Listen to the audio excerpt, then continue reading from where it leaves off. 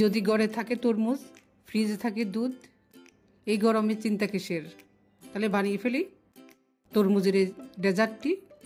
আসসালামু আলাইকুম, বাংলাদেশি হোম শেফের নতুন ভিডিওতে তোমাদের সবাইকে স্বাগতম। আজ আমি তৈরি করব তরমুজের পুডিং। তো চলো শুরু করা যাক।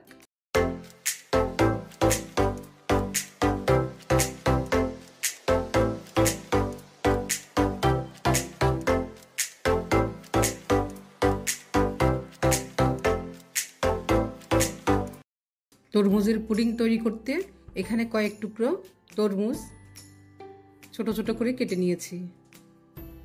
এবার ব্লেন্ডারে দিয়ে রস করে নেব। হয়ে গেল রস, এবার ছেঁকে নেব।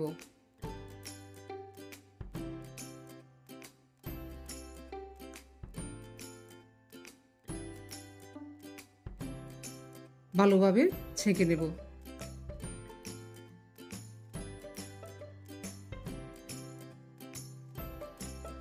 এবার রসটা চুলা নিয়ে দিব। চিনি দিয়ে দেব 2 চামচ। 1 চামচ আগার আগার দিয়ে দেব। ভালোভাবে নেড়ে নেব বলক আসা পর্যন্ত। বলক চলে আসছে, এবার একটা কোটায় ঢেলে নেব ঠান্ডা করার জন্য। এবার অন্য পাত্রে হাফ লিটার দুধ দিয়ে দিলাম। চিনি দিয়ে দিলাম 2 চামচ। আগার আগার 1 চামচ দিয়ে ভালোভাবে নেড়ে নেব। দুধটা বলক এসে গেছে, এবার নিচে নামিয়ে একটু ঠান্ডা করে নেব। কোটাটা নামে আমার তরমুজের পুডিংটা শক্ত হয়ে গেছে। এবার কিউব করে কেটে নেব।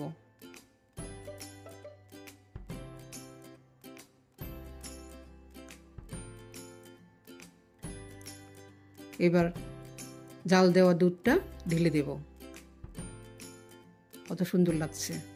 ঠান্ডা করার জন্য দিয়ে দেব।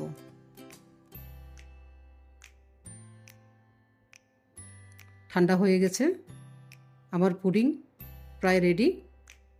মাশাআল্লাহ, দেখুন কত সুন্দর হয়েছে।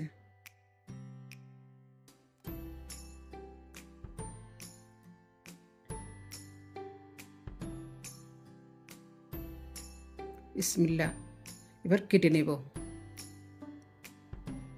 মাশাআল্লাহ, খাওয়ার আগেই দেখতেই কলিজা ঠান্ডা হয়ে যাচ্ছে। হয়ে গেল আমার কলিজা ঠান্ডা করা তরমুজের পুডিং। ধন্যবাদ ভিডিওটি সম্পূর্ণ দেখার জন্য।